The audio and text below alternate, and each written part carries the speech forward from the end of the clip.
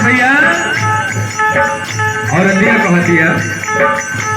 पनिया बरसे बाबा पनिया बरसे टिकट गली जाए रे बेलिया भैरन बेलिया भैरन किया कोली जाए बेलिया भैरन बेलिया भैरन किया कोली जाए बेलिया भैरन।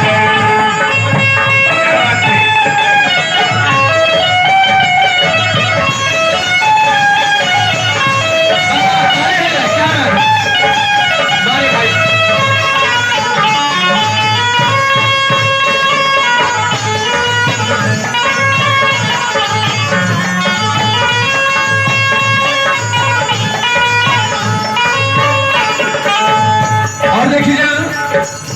बड़ा प्यारा सा भाव है गीत में कहना है हे जवन साहेब बाटे पिया मोर नौकर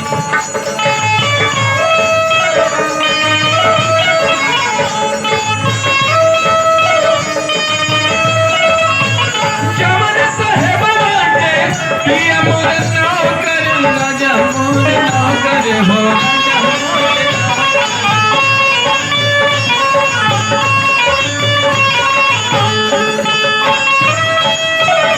जौने साहेबवा के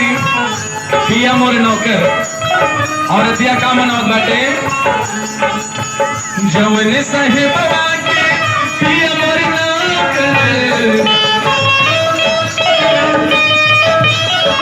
पिया मोर नौकर हो राजा मोर नौकर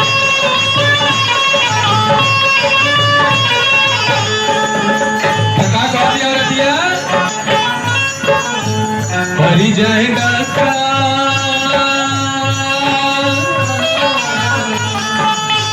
परी जाएगा का साहिब लुटी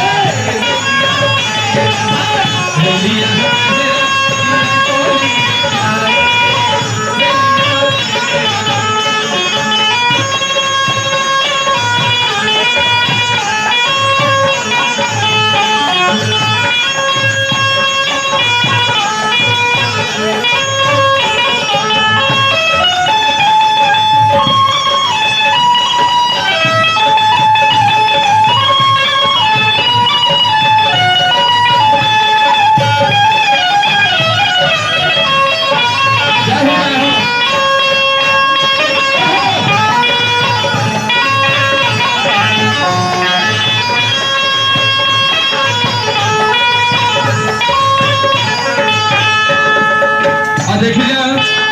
बड़ा ही प्यारा माहौल है आज का। आज इस दो परिवारों का मिलन बड़ा ही खुशी का अवसर है। राजेश भैया काम पे ध्यान दीजिए। कहना है कि जमन सवतिया के पिया मोरे आशिक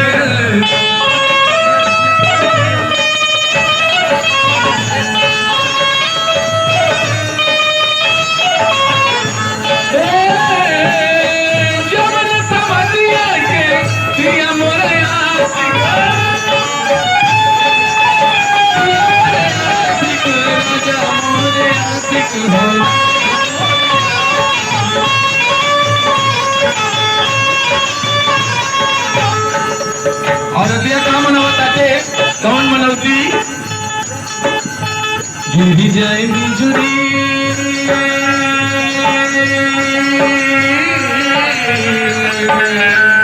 और दिया के मनवती हो